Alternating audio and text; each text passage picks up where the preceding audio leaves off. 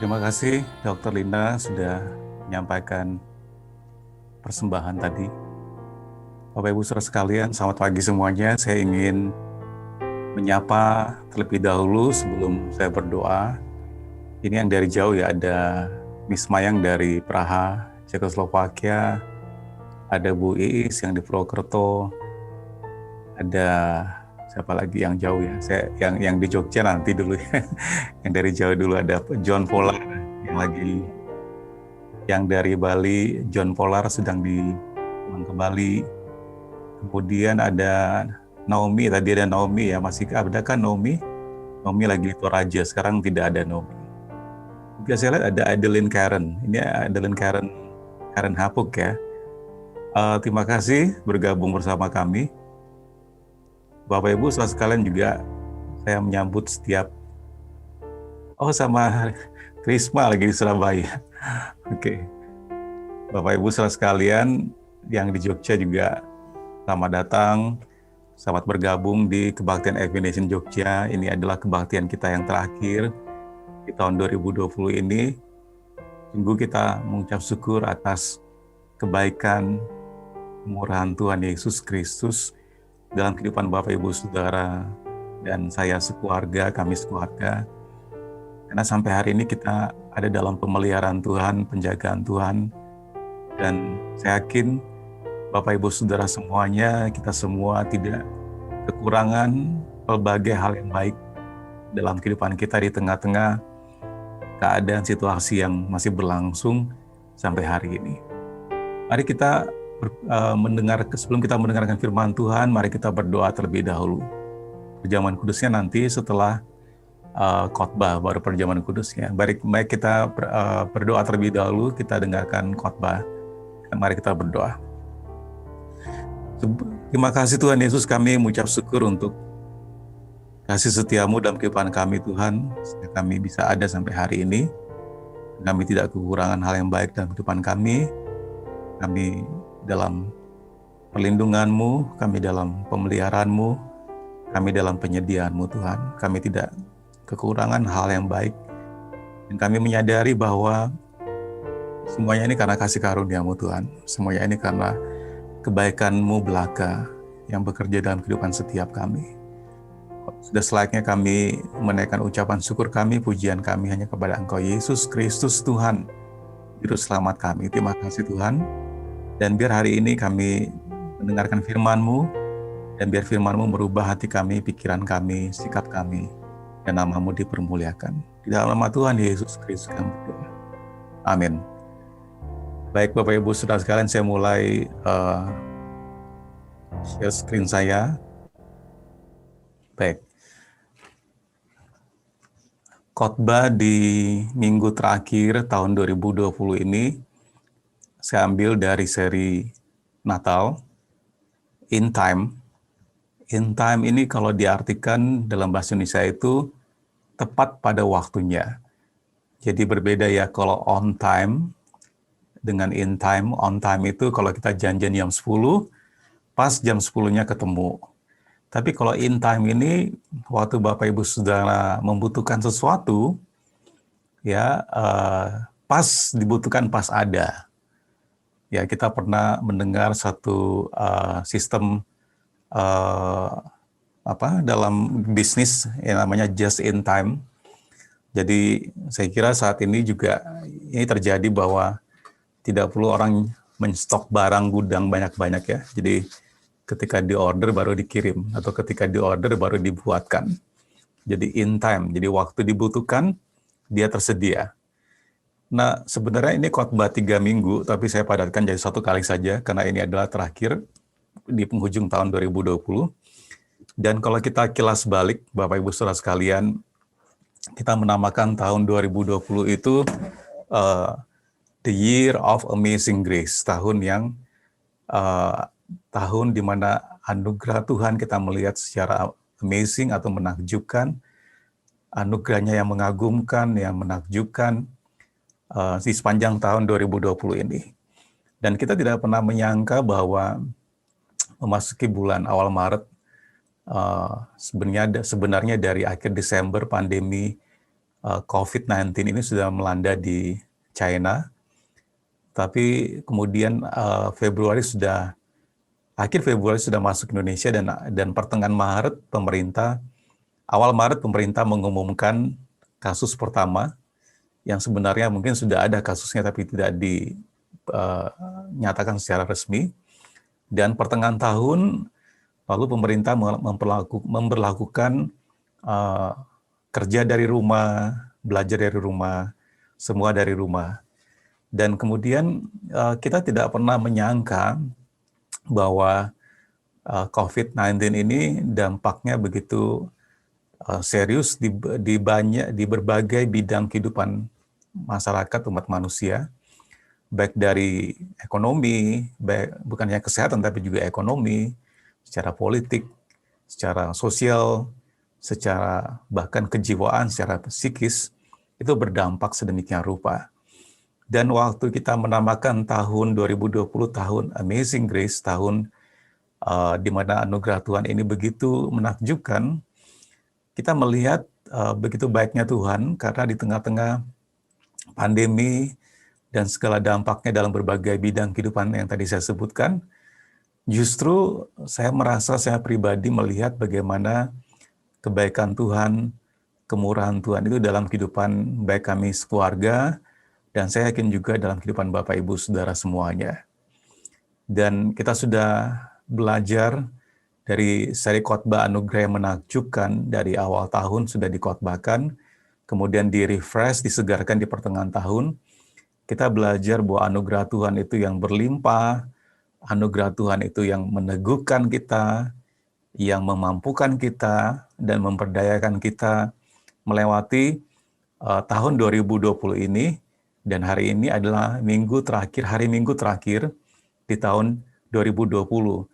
Dan sungguh saya yakin Bapak Ibu Saudara semuanya, kita melihat bagaimana anugerah Tuhan yang mengagumkan ini terjadi.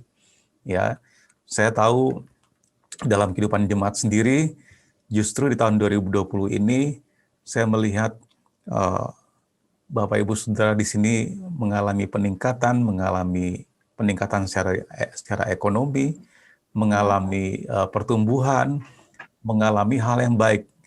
Sepanjang ingatan saya ada 8 orang yang dibaptis. Kemudian nanti minggu depannya ada 1 lagi yang dibaptis, jadi ada 9 orang yang dibaptis tahun 2020 ini. Kemudian yang saya tahu ada 2 pernikahan yang saya berkati, pernikahannya Pak Ruby dan Maria mungkin hadir juga di sini, dan pernikahannya Nasar dan Ica yang baru minggu lalu. Dan ada 1 peneguhan pernikahan dari saudara-saudari kita dari Parakan, Pak Yoyo dan Bu Santi. Kemudian yang saya tahu juga dalam tahun ini juga ada wisuda ya. Kita mengucap syukur dan mengucap selamat untuk dilantiknya saudara-saudari kita, ada Aaron Chi di sini, ada Juan Jing-er yang dilantik secara resmi sebagai dokter hewan. Dan kemudian juga kita tahu bahwa saudara kita Aji juga lulus program S2-nya di tahun ini juga, di bulan Desember ini, resmi diluluskan program S2-nya.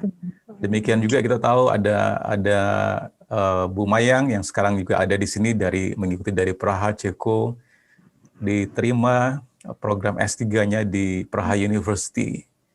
Kemudian ada beberapa lagi, oh ya, ada juga yang wisuda, ada Saudara Tono, tidak hadir di sini saya lihat.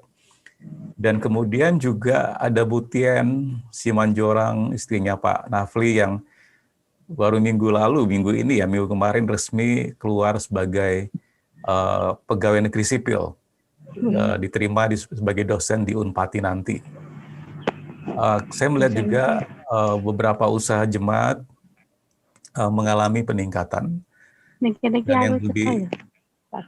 Dan yang lebih terutama lagi, Bapak Ibu Saudara sekalian, yang paling penting kita semua dalam perlindungan Tuhan. Kita semua sehat semuanya dan tidak kekurangan hal apa-apa. Jadi maksud saya tahun yang kita namakan tahun Amazing Grace, tahun 2020 itu sungguh-sungguh terjadi dalam keadaan yang masih berlangsung sampai hari ini. Kita percaya kita bisa melewati tahun 2020 ini, masih ada sisa 4 hari ya. Hari ini tanggal 27, 28, 29, 30, 31.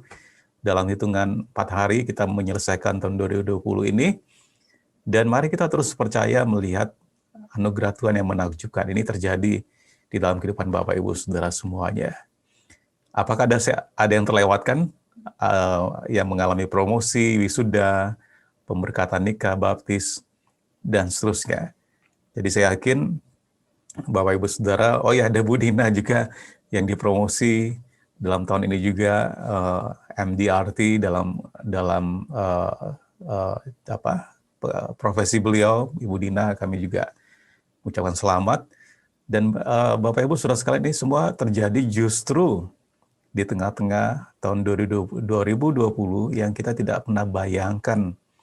Ya, saya tidak pernah membayangkan kemana-mana harus pakai masker, harus jaga jarak, harus cuci tangan. Saya nggak pernah membayangkan setiap keluar rumah pulang harus mandi, keramas, ganti baju, langsung dicuci. Kita nggak pernah membayangkan bahwa kita harus pakai hand sanitizer, kemana-mana kita bawa tisu basah, dan seterusnya. Jadi justru dalam tahun-tahun yang seperti keadaan yang sampai hari ini masih berlangsung, kita mengucap syukur ya, kita melihat bagaimana kebaikan, kemurahan Tuhan dalam kehidupan semua. Dan saya yakin banyak hal ya juga yang baru, keahlian baru, bagaimana menggunakan teknologi informasi seperti Zoom sekarang ini, kita menggunakan meeting, pertemuan ibadah secara online seperti ini. Bapak Ibu Saudara-saudari semakin canggih dengan IT. Kemudian banyak ide-ide kreatif yang baru, mungkin berjualan online, dan seterusnya ya, yang terjadi di tengah-tengah pandemi yang masih berlangsung hari ini. Nah, Bapak Ibu saudara sekalian, masih dalam suasana Natal, ya, saya sudah mulai masuk ke materi in time, just in time. Banyak dari kita yang mengharapkan masa depan yang lebih baik, datang tepat pada waktunya. Betul ya? Kita selalu punya pengharapan, kita selalu punya impian, doa, harapan untuk masa depan kita itu jauh lebih baik dan datang tepat pada waktunya. Akan tetapi sebagai orang yang percaya, sebagai orang Kristen, kita tahu bahwa harapan kita ada di dalam Kristus. Ya, Dialah yang bisa menjadikan kenyataan apa yang kita doakan, apa yang kita harapkan, dan tepat pada waktunya, in time, seperti waktunya Tuhan. Ya, kalau kita manusia, kita berharap lebih cepat, lebih baik. Tapi kita tahu bahwa tidak semua yang kita harapkan, yang kita doakan, itu terjadi seperti yang keinginan kita. Tetapi sebagai orang Kristen, kita tahu bahwa harapan kita ada di dalam Kristus, Tuhan Yesus Kristus. Dan dengan Natal, peristiwa Natal, sebenarnya Tuhan datang itu tepat pada waktunya. Ia membawa harapan dan terang. Ada 3 poin yang saya ingin bagikan pada hari ini. Tuhan Yesus, dia adalah firman hidup itu yang menjadi manusia. Logos itu artinya huruf atau firman yang menjadi Tuhan. Teksnya diambil dari Yohanes pasal 1 ayat 1-3. Pada mulanya adalah firman, firman itu bersama-sama dengan Allah, dan firman itu adalah Allah. Ia pada mulanya bersama-sama dengan Allah. segala sesuatu dijadikan oleh Dia, dan tanpa Dia tidak ada sesuatu pun yang telah jadi dari segala yang telah dijadikan. Ayat 14, firman itu telah menjadi manusia dan diam di antara kita, dan kita telah melihat kemuliaannya, yaitu kemuliaan yang diberikan kepadanya sebagai anak tunggal Bapa, penuh kasih karunia dan kebenaran. Dalam perikop ini, Rasul Yohanes menekankan ketuhanan atau keilahian Yesus Kristus, anak tunggal dari Bapa, dengan menyebut Dia sebagai firman, logos, ya, firman yang menjadi manusia. Dengan cara yang sama, bahwa segala sesuatu diciptakan dengan tujuan ilahi, kita dapat memiliki kedamaian dan harapan, bahkan di tengah-tengah kekacauan dan kebingungan, karena kita tahu bahwa Tuhan Yesus berdaulat dan Dia dapat membawa keteraturan. Ya, jadi Tuhan Yesus ini adalah inkarnasi dari Allah sendiri yang turun ke muka bumi dalam peristiwa Natal, dan kita percaya, ya, dikatakan bahwa dalam segala sesuatu diciptakan, tanpa Dia tidak ada satupun yang diciptakan. Ya, kita tahu bahwa kita bisa memiliki kedamaian dan harapan di tengah-tengah kekacauan dan kebingungan yang terjadi sampai hari ini karena pandemi. Kita tahu bahwa Tuhan berdaulat dan Dia membawa keteraturan di tengah-tengah kekacauan, di tengah-tengah kebingungan. Dia bisa memberikan damai sejahtera. Khotbah Natal hari Jumat kemarin, Bapak Ibu bisa mengikuti di kanal YouTube Avination Jogja, sudah diupload. Ya, dikatakan bahwa salah satu sebutannya Dia, gelarnya Dia atau atributnya Dia adalah Raja Damai. Dia bisa memberikan damai sejahtera di tengah-tengah kekacauan, kebingungan, karena kita tahu Tuhan Yesus itu berdaulat dan Dia dapat membawa keteraturan segala yang kacau. Kita merayakan Natal bukan hanya karena bayi Yesus telah lahir, tetapi karena Juru Selamat dunia sudah datang. Tuhan Yesus menjadi manusia dan hidup seperti kita. Dia terlahir sebagai manusia, menghadapi tantangan yang sama seperti Bapak, Ibu, Saudara, dan saya hadapi. Dan Dia juga mengalami kematian sebagai manusia. Jadi peristiwa Natal yang kita rayakan hari-hari ini, kita tidak hanya merayakan kelahiran Yesus Kristus sebagai bayi, tetapi kita merayakan kedatangan, ya, kehadiran Juru Selamat dunia. Ya, Yesus menjadi manusia dan hidup, dan Juru Selamat ini Dia menjadi manusia, hidup sama seperti kita, lahir sebagai manusia, menghadapi tantangan sebagai manusia, dan mengalami kematian sebagai manusia.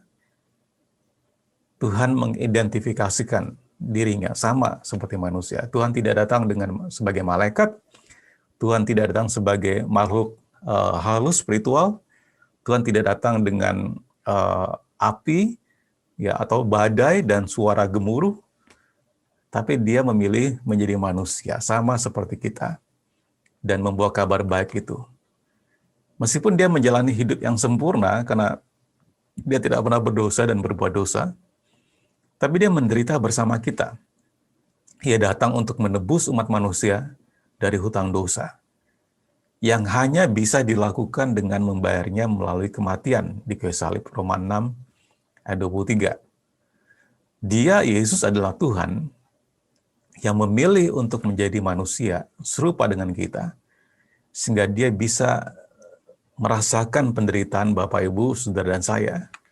Dia bisa bersimpati dengan kita dan membantu kita mengatasi dosa dan kematian kekal. Di dalam Ibrani pasal 4 ayat 15 dikatakan, sebab imam besar yang kita punya, imam besar ini mengacu kepada Yesus Kristus Tuhan yang kita miliki, bukanlah imam besar yang tidak dapat turut merasakan kelemahan-kelemahan kita. Sebaliknya sama dengan kita sebagai manusia. Dia lahir, dibesarkan, kemudian menderita di kayu salib, Dia mati dan dikuburkan, Dia mengalami kehidupan seperti manusia, seperti Bapak, Ibu, Saudara, dan saya. Dia telah dicobai, hanya tidak berbuat dosa. Jadi, Tuhan Yesus ini mengidentifikasikan dirinya, sama seperti Bapak, Ibu, Saudara, dan saya. Yang butuh makan, yang butuh minum, butuh tempat tinggal, butuh pakaian, hidup seperti manusia, tapi dia tidak pernah berbuat dosa. Dia turut merasakan kelemahan-kelemahan kita. Ya. Hanya dia tidak dicobai dan tidak berbuat dosa.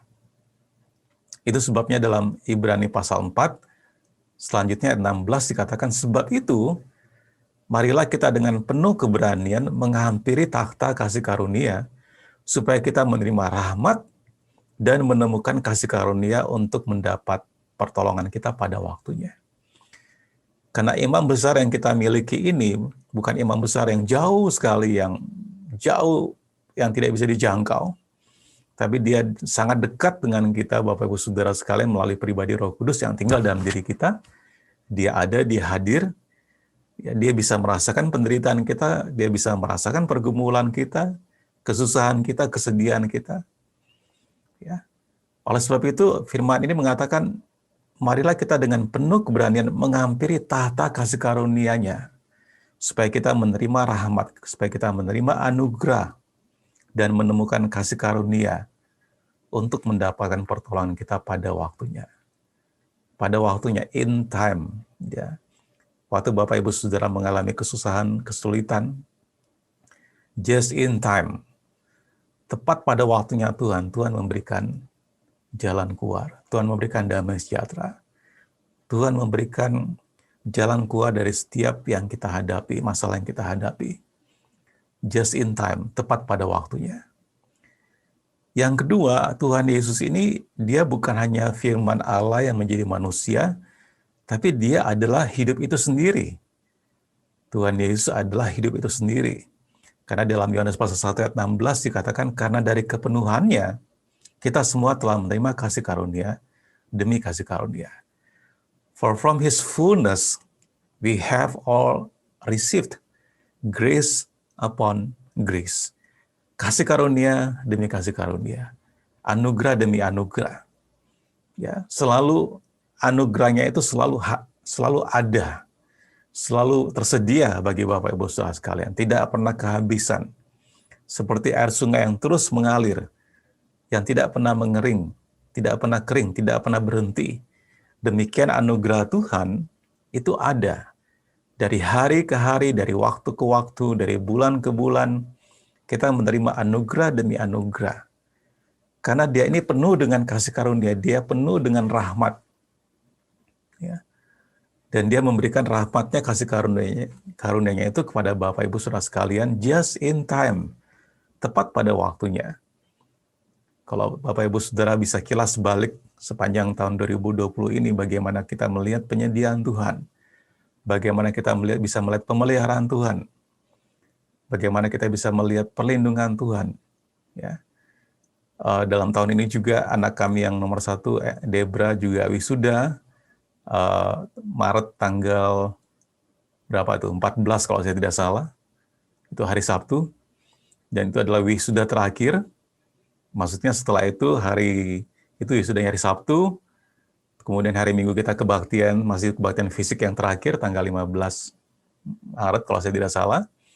Kemudian hari Seninnya, keesokan harinya pemerintah mengumumkan semuanya dari rumah. Bekerja dari rumah, sekolah dari rumah, kuliah dari rumah, dan seterusnya.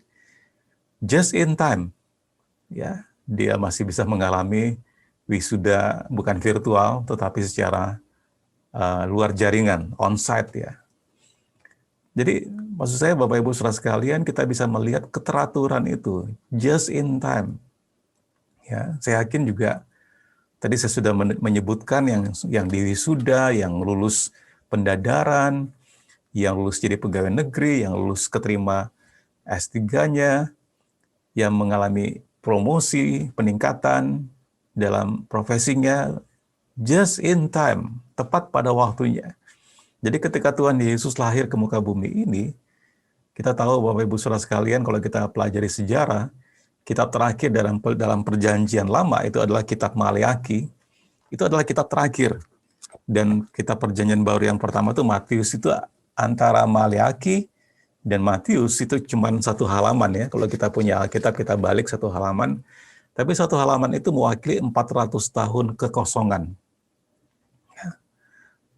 Tuhan terakhir berbicara kepada Nabi Maleakhi, sampai Tuhan Yesus lahir, 400 tahun itu vakum. Tidak ada firman Tuhan, tidak ada suara Tuhan, tidak ada nabi yang menyampaikan firman Tuhan, silent. Ya. Tetapi kemudian ketika Tuhan Yesus lahir, ya, kita tahu Tuhan Yesus juga hadir tepat pada saat pemerintahan Roma, puncak kejayaannya, yang kita sebut dengan Pax Romana, zaman keemasan Roma, karena pusat kebudayaan dunia waktu itu ada di Roma. Dan justru Tuhan Yesus lahir pada saat yang tepat. Maksud saya, kebutuhan umat manusia yang paling besar akan juru selamat itu tepat datang pada waktunya. Demikian juga saya yakin Bapak Ibu Saudara sekalian, Tuhan Yesus hadir dalam kehidupan kita semua, tepat pada waktunya. Saya yakin inilah yang kita sebut dengan just in time. Anugerah dan rahmat dalam konteks ini berbicara tentang berkat Tuhan yang melimpah untuk umatnya. Selain kehidupan fisik yang Tuhan berikan kepada kita, Dia juga ingin kita memiliki kehidupan yang utuh, komplit. Ya. Memiliki hidup yang utuh tidak berarti memiliki semua kekayaan dunia. Tidak berarti kita mendapatkan semua yang kita miliki dan kita inginkan. Atau juga kehidupan yang utuh tidak berarti kita tidak menghadapi masalah. Tuhan Yesus sendiri mengatakan bahwa kita akan menghadapi cobaan dan kesengsaraan selagi kita hidup di muka bumi ini. Dalam Yohanes 16 ayat 33. Tapi Dia berjanji, Dia memberikan penolong, yaitu Roh Kudus, damai sejahtera. Dan Dia memberikan anugerahnya kepada kita semua. Dan Dia datang agar kita dapat memiliki hidup dan memilikinya secara berkelimpahan. Dalam Yohanes 10 ayat 10, firman Tuhan datang mengatakan, pencuri datang hanya untuk mencuri, membunuh, dan membinasakan, tapi aku datang supaya kamu memiliki hidup dan hidup yang berkelimpahan. Jadi firman Logos ini yang menjadi manusia, Dia itu adalah hidup itu sendiri, kehidupan itu sendiri. Dalam Yohanes 14 ayat 6 dikatakan, akulah jalan, akulah kebenaran, dan akulah kehidupan itu sendiri. Jadi Tuhan Yesus yang kita rayakan kelahirannya, bukannya sebagai bayi, tapi Dia adalah Tuhan, dan Dia adalah kehidupan itu sendiri. Dan Dia datang supaya Bapak, Ibu, Saudara, dan saya, kita memiliki hidup yang utuh, yang berkelimpahan. Berkelimpahannya tidak selalu mengacu kepada materi, tetapi berkelimpahan secara rohani. Ada damai sejahtera yang Dia berikan kepada kita di tengah-tengah kebingungan, kekacauan, ketidakpastian. Ya. Kita dengar berita di seluruh Eropa sudah lockdown kembali. Kita mendengar berita sudah ditemukan mutasi virus COVID-19 yang lebih kuat lagi, menginfeksinya lebih cepat lagi. Ditemukan bukan hanya di Inggris, tapi di Denmark dan di beberapa negara Eropa lainnya. Bapak, Ibu, Saudara sekalian, ini sesuatu yang tidak pasti di depan kita. Orang berduyun-duyun meninggalkan Inggris. Ya, mungkin Miss Mayang bisa merasakan di Eropa sana bagaimana suasananya. Ya. Tetapi di tengah-tengah kebingungan dan kekacauan, kita yakin bahwa Tuhan yang sumber damai sejahtera ini bisa memberikan kita damai sejahtera. Hidup yang berkelimpahan secara rohani, secara jiwa. Kita bisa tenang, kita tidak cemas, kita tidak perlu khawatir. Dan tentu saja juga secara materi, Tuhan memberikan makanan, minuman, pemeliharaan kepada kita semuanya. Ini berarti bahwa apapun yang kita hadapi dalam hidup ini, kita tetap utuh di dalam Kristus. Dalam Yohanes 1 ayat 17, dikatakan, sebab hukum Taurat diberikan oleh Musa, tetapi kasih karunia dan kebenaran itu datang oleh Yesus Kristus. Hukum Taurat dalam perjanjian lama diberikan oleh Musa, tapi dalam perjanjian baru, Karena manusia tidak bisa hidup dengan hukum. Hukum itu menjadi beban. Ya. Dalam perjanjian lama Tuhan memberi umatnya bangsa Israel hukum melalui Musa, hukum Taurat. Hukum ini membantu mereka mengetahui bagaimana mereka harus hidup dan bagaimana mereka dapat berhubungan dengannya, dengan satu sama lain, tanpa berdosa.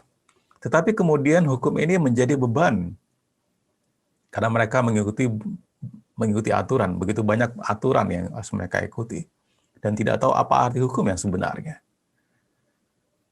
Kalau hukum diberikan oleh Musa, tapi perjanjian baru ketika Yesus lahir, dialah kehidupan itu sendiri, dialah itu damai sejahtera itu sendiri. Dialah kasih karunia itu sendiri. Dan dialah kebenaran itu sendiri yang datang melalui pribadi Yesus Kristus. Ini berarti bahwa ada kasih karunia, ada anugerah Tuhan yang tersedia bagi mereka yang gagal melakukan hukum Taurat. Ya, kita tidak bisa sempurna dengan mengikuti peraturan-peraturan agama. Kita semua tidak mampu, kita semua punya sifat dasar yang berdosa. Saya sudah membahas ini panjang di siari kitab Roma, saya tidak perlu mengulang lagi. Ya, tetapi kebenaran ketika Tuhan Yesus datang, Juru Selamat itu datang, Dia memberikan anugerahnya, Dia membenarkan kita. Dan karena anugerahnya dan kebenarannya, kita bisa menggenapi apa yang dituntut oleh hukum Taurat. Siapa Tuhan itu dan peraturan semua yang dinyatakan oleh Musa itu dinyatakan melalui kedatangan Yesus Kristus Tuhan.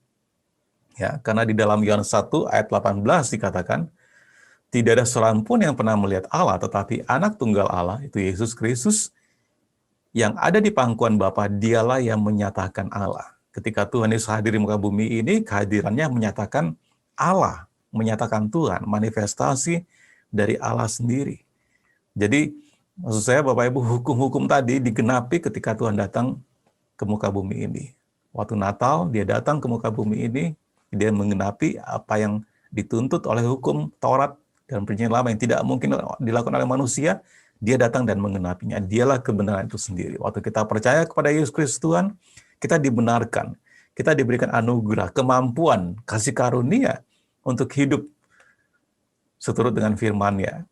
Jadi apa yang dituntut oleh hukum Taurat itu bisa kita lakukan bukan karena kekuatan kita, tapi anugerah Tuhan, Roh Kudus Tuhan yang bekerja melalui diri Bapak, Ibu, Saudara, dan saya. Ya. Masih ingat ya ilustrasi, saya pernah menyampaikan bahwa ada hukum gravitasi. Setiap benda yang dilepaskan pasti jatuh karena ada daya tarik bumi, gaya tarik bumi, gravitasi. Tapi kalau dikasih ada hukum gravitasi, ada hukum yang lebih tinggi. Hukum daya angkat dan dorong yang bekerja pada pesawat terbang.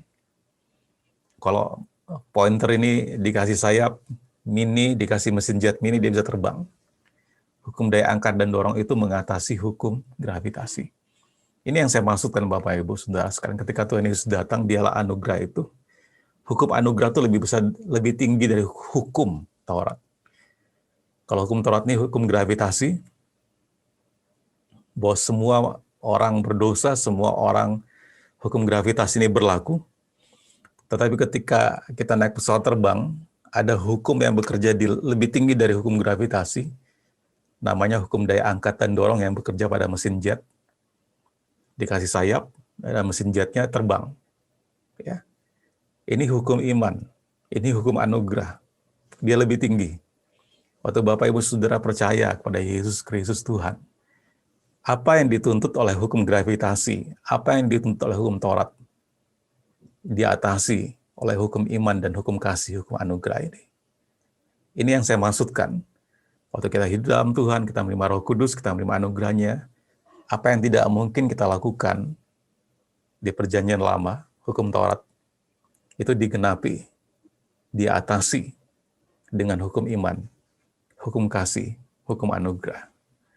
Jadi ketika Tuhan Yesus lahir di muka bumi ini, Dia menyatakan Allah itu sendiri. Dia menggenapi hukum Taurat yang tidak mungkin dilakukan oleh Bapak, Ibu, Saudara, dan saya. Itu sebabnya hadiah terbaik yang kita terima melalui kedatangan Tuhan Yesus Kristus adalah kesempatan untuk memiliki hubungan dengan Tuhan. Karena dosa, kita terpisah dari Tuhan, tetapi melalui pengorbanan, melalui kehidupan dan pengorbanan Tuhan Yesus, Dia memulihkan hubungan kita dengannya, dengan Allah Bapa. Dan keselamatan yang kita terima adalah titik awal dari hidup baru kita di dalam Tuhan. Saat kita mengenal Tuhan dan bertumbuh dalam hubungan kita dengannya, kepercayaan dan kasih kita kepadanya juga semakin bertumbuh. Dan kemudian kita juga memiliki kesempatan untuk membantu orang mengenal Tuhan. Ketika kita bertumbuh dalam pengetahuan kita tentang Tuhan, kita dapat membagikan siapa Dia, siapa Tuhan itu, dan apa yang telah Tuhan Yesus lakukan dalam kehidupan Bapak, Ibu, Saudara, dan saya. Waktu Bapak, Ibu mengalami kebaikan Tuhan, waktu Bapak, Ibu mengalami promosi, peningkatan, ya, di tengah-tengah pandemi, Bapak, Ibu Saudara bisa wisuda, bisa diberkati pernikahannya, bisa mengalami promosi, bisa mengalami kelulusan, dan seterusnya. Kita bisa membagikan siapa Dia, dan apa yang telah Tuhan Yesus lakukan untuk kita semua, sehingga orang lain dapat percaya kepadanya dan menemukan kehidupan juga di dalam namanya. Jadi firman Tuhan, Logos, yang menjadi manusia, tapi Dia ini juga adalah kehidupan itu sendiri. Poin yang ketiga, dan Dia adalah terang itu sendiri. Tuhan yang menjadi manusia, Dia adalah kehidupan itu sendiri, dan Dia adalah terang itu sendiri. Dalam teks kita Yohanes 1, 4, 5, dan 9, dikatakan dalam Dia ada hidup, dan hidup itu adalah terang manusia. Terang itu bercahaya di dalam kegelapan, dan kegelapan itu tidak menguasainya. Terang yang sesungguhnya yang menerangi setiap orang sedang datang ke dalam dunia. Dalam Tuhan ada hidup, ya, Dia adalah kehidupan itu sendiri, dan Dia adalah terang itu sendiri, terang manusia, dan kehidupan yang Bapak, Ibu, Saudara miliki dalam Tuhan, Roh Kudus yang kita miliki itu adalah terang dalam diri kita, dan terang ini bercahaya di dalam kegelapan, dan kegelapan tidak menguasainya. Kalau saya matikan lampu-lampu di sini dalam ruangan ini, semua akan gelap. Tapi begitu saya nyalakan tombol lampunya, saklar lampunya, maka gelap harus pergi dari ruangan ini, dan ada terang yang menguasai ruangan ini. Demikian juga Bapak, Ibu, Saudara sekalian, di tengah-tengah kegelapan dunia ini, yang terhilang, yang putus asa, yang berdosa, Bapak, Ibu, Saudara, dan saya, kita bisa menjadi jawaban. Karena terang yang sesungguhnya yang menerangi setiap orang sedang dan sudah datang ke dalam dunia ini. Ketika kita merayakan kelahiran Tuhan Yesus. Tuhan Yesus adalah terang yang benar dan sumber terang. Di seluruh Injil Yohanes, Tuhan Yesus menyatakan bahwa Dia adalah terang dan di dalam Dia tidak ada kegelapan sama sekali. Di zaman mereka waktu itu tidak ada listrik, semuanya dengan lilin atau obor, ya. Mereka terang itu dianggap sebagai kehidupan. Maksudnya orang bekerja pada saat matahari mulai terbit pagi hari sampai terbenam. Itu saat mereka bekerja. Kemudian setelah matahari terbenam, itu waktunya beristirahat. Saat matahari terbenam. Tidak ada kehidupan tanpa cahaya. Berbeda sekali ya dengan kita hari ini. Hari ini berkat teknologi, listrik, kita bisa merubah malam menjadi siang, dan di tengah-tengah pandemi ini siang bisa jadi malam, karena bekerja sampai pagi, lalu siangnya tidur. Ya, kebalik-balik kehidupannya. Maksud saya, teknologi sekarang memungkinkan setelah matahari terbenam pun orang masih bisa aktif bekerja atau memproduksi sesuatu.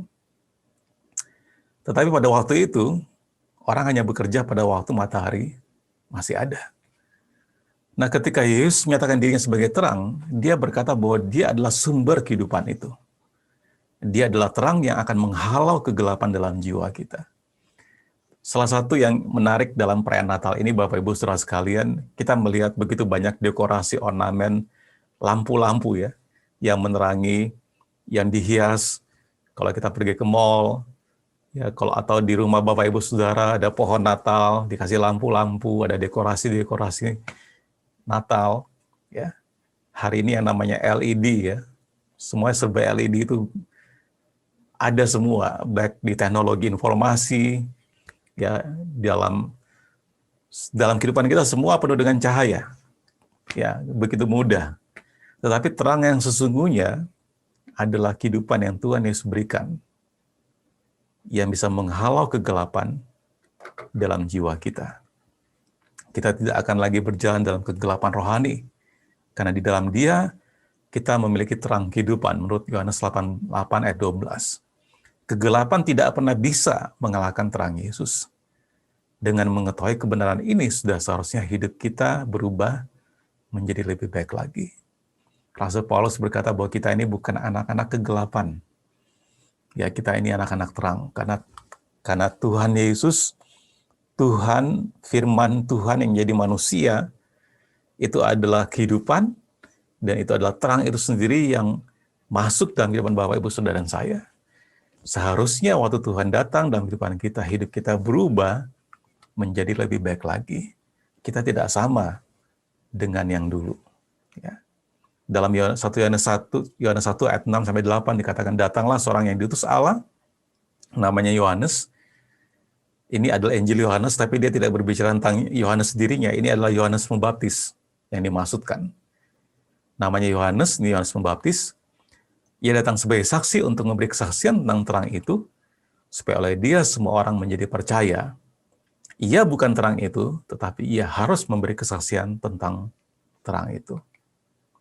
Sama seperti Rasul Yohanes Pembaptis ya, maksudnya Yohanes Pembaptis, kita harus menjadi saksi tentang Yesus, menjadi terang, agar orang lain percaya kepada Tuhan Yesus. Tuhan Yesus menyebut mereka yang percaya kepadanya sebagai terang dunia. Waktu kita lihat pohon Natal, sudah sampaikan hari Natal kemarin, kenapa pohon Natal? Itu pohon, karena itu melambangkan kehidupan Bapak, Ibu, Saudara, dan saya. Ada lampu-lampunya, berarti lampu kehidupan kita ini menjadi terang di tengah-tengah kegelapan dunia ini. Dia bisa menerangi hati kita, jiwa kita, tapi juga menerangi kehidupan kita, sekeliling kita.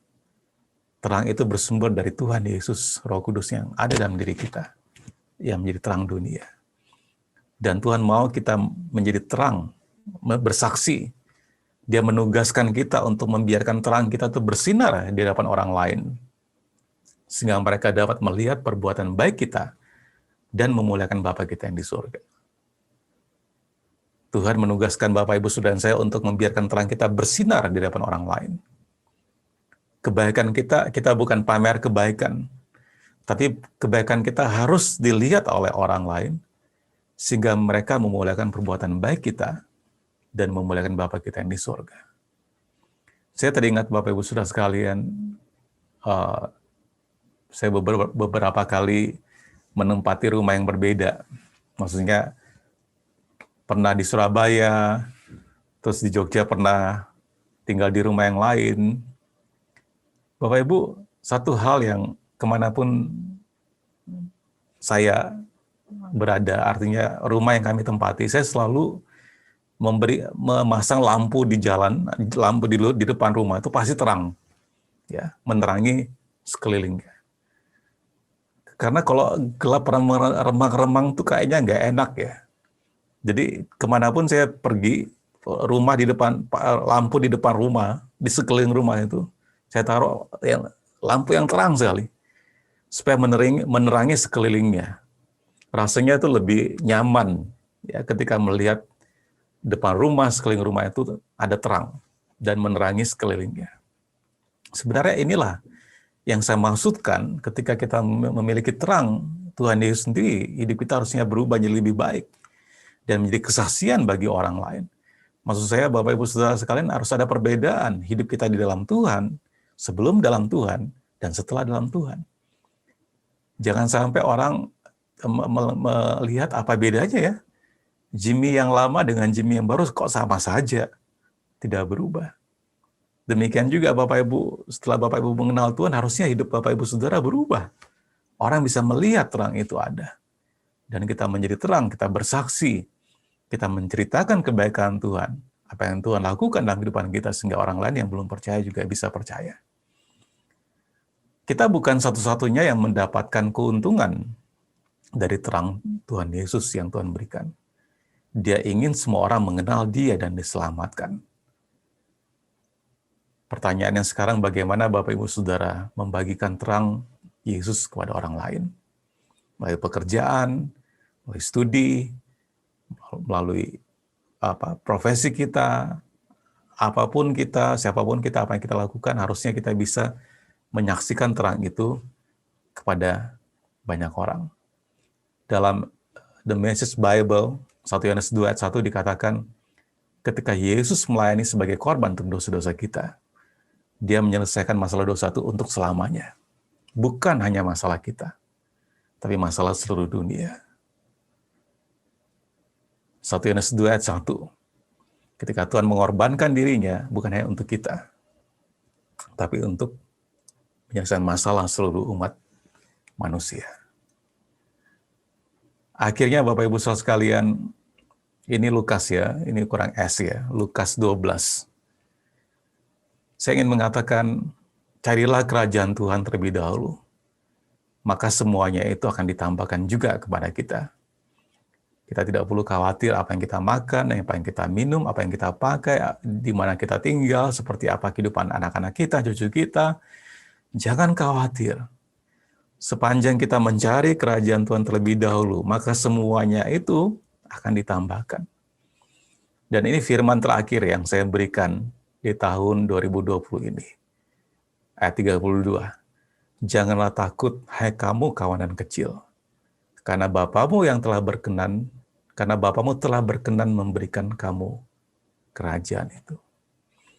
Memasuki tahun 2021, kita menamakan tahun 2021 Awesome God. Ya. Allah yang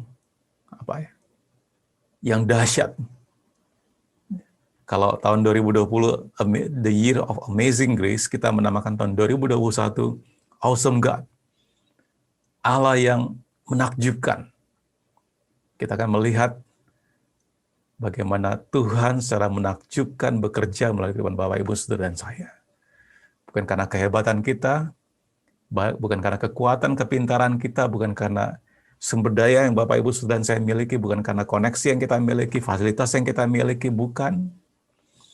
Tapi anugerah Tuhan, kasih karunia Tuhan. Dan kita akan melihat Tuhan bekerja. Di tengah-tengah pandemi yang mungkin masih berlangsung tahun depan, kita tidak tahu kapan vaksin itu bisa kita terima. Dan setelah pun vaksin diterima, apakah itu menjawab untuk masalah-masalah yang ada di depan kita. Tapi mari kita percaya, sama seperti tahu Tuhan sudah menyertai kita di tahun 2020. Mari kita percaya bahwa tahun 2021 kita juga akan melihat Tuhan bekerja secara dahsyat, luar biasa dalam kehidupan Bapak Ibu Saudara semuanya. Saya berdoa kelahiran Tuhan Yesus yang kita rayakan masih dalam suasana Natal. Dia datang just in time. Suatu kita membutuhkan, Dia hadir. Baik dalam keluarga kita, pekerjaan kita, rumah tangga kita, dalam usaha, bisnis, dalam profesi, maupun saudara-saudari yang masih kuliah, masih belajar, sekolah, dalam kesehatan kita, dalam setiap area kehidupan kita, kehadiran Tuhan Yesus just in time. Tepat pada waktunya. Mari kita persiapkan diri kita untuk menerima perjamuan kudus pada hari ini. Ini adalah minggu terakhir dan kita akan mengambil perjamuan kudus. Saya akan membaca dari 1 Korintus pasal 11. Bisa minta tolong ditayangkan adik firmannya. 1 Korintus 11 ayat yang ke-23 sampai ayat yang ke-26. Saya mengundang Bapak Ibu mempersiapkan diri, dan kita bisa lihat di screen ayatnya sudah disiapkan. 1 Korintus 11:23-26. Sebab apa yang telah kuteruskan kepadamu telah aku terima dari Tuhan, yaitu bahwa Tuhan Yesus pada malam waktu ia diserahkan mengambil roti, dan sesudah itu ia mengucap syukur atasnya, ia memecah-mecahkannya dan berkata, inilah tubuhku yang diserahkan bagi aku. Demikian juga ia mengambil cawan, sudah makan lalu berkata, cawan ini adalah perjanjian baru yang dimeteraikan oleh darahku. Perbuatlah ini setiap kali kamu meminumnya, menjadi peringatan akan aku. Sebab setiap kali kamu makan roti ini dan minum cawan ini, kamu memberitakan kematian Tuhan sampai ia datang. Mari Bapak Ibu Saudara sekalian, kita mengambil roti dan cawan yang sudah dipersiapkan.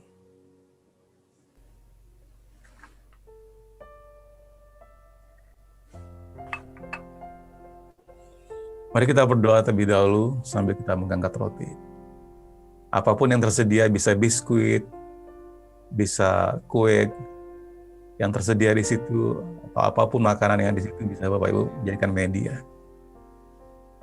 Mari kita berdoa. Tuhan Yesus, kami mengucap syukur untuk penyertaan-Mu di tahun 2020 ini Tuhan. Kami melihat di tengah-tengah kesulitan umat manusia, di tengah-tengah penderitaan yang kami lihat di sekeliling kami,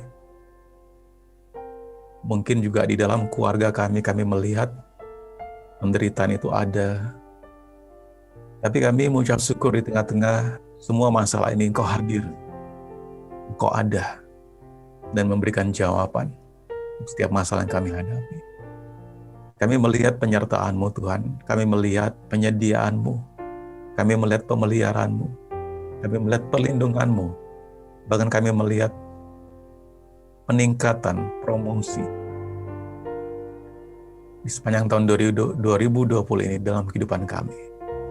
Terima kasih Tuhan, kami mau mengucap syukur dan berterima kasih atas setiap hari yang kami sudah lewati di tahun 2020. Dan masih ada 4 hari di depan kami. Kami mengucap syukur untuk setiap hari ini, untuk setiap jam dan menit dan detik ini Tuhan. Karena kami melihat penyertaan-Mu, Engkau hadir di dalam kehidupan kami. Terima kasih Tuhan Yesus, kami sambut roti dan cawan ini yang mengingatkan kami akan tubuh-Mu dan darah-Mu yang sudah dikorbankan bagi kami. Kami sambut dengan sukacita. Kuduskan roti yang kami pegang ini, apapun media yang kami gunakan, apakah itu biskuit, roti, makanan apa saja yang pada sini kami pegang, kuduskan dalam nama Tuhan Yesus. Demikian juga cawan minuman yang kami akan minum, dikuduskan dalam nama Tuhan Yesus. Kami sambut dengan sukacita di dalam nama Tuhan Yesus Kristus. Amin. Silakan dimakan.